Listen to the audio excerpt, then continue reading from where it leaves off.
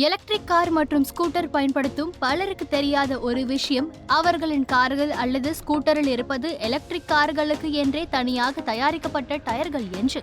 சராசரி ரோடு டயர்களை விட சில கூடுதல் சிறப்பம்சங்களுடன் இந்த எலக்ட்ரிக் வாகனங்களின் டயர்கள் இருக்கும்.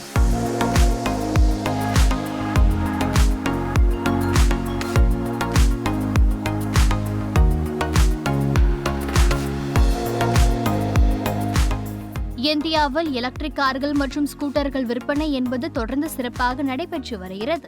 EV வாகனங்களுக்கு என்றே தனியாக டயர்கள் தயாரிக்கப்படுகிறது.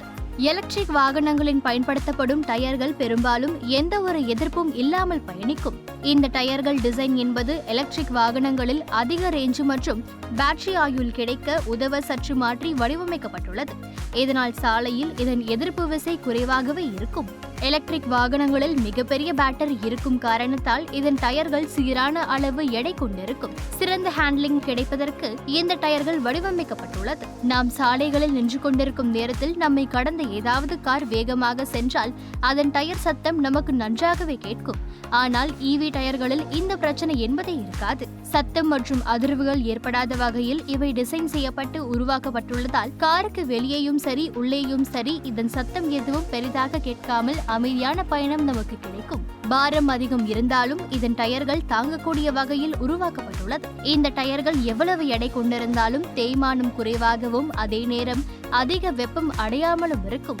இந்த டயர்கள் தனித்தனியாக மின்சாரம் உற்பத்தி செய்யக்கூடிய திறன் பெற்றவை. இந்த மின்சாரம் காரின் பேட்டரியில் சேமிக்கப்படும். இதில் பிரேக்கிங் திறனும் சிறப்பாகவே இருக்கும்.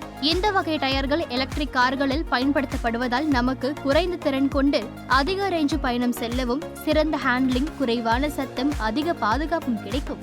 இதனால் தான் மற்ற வாகனங்களை விட எலக்ட்ரிக் கார்களுக்கும் எலக்ட்ரிக் ஸ்கூட்டர்களுக்கும் டயர்களை பொறுத்தவரை இவ்வளவு மாற்றங்கள் ஏற்பட்டுள்ளது.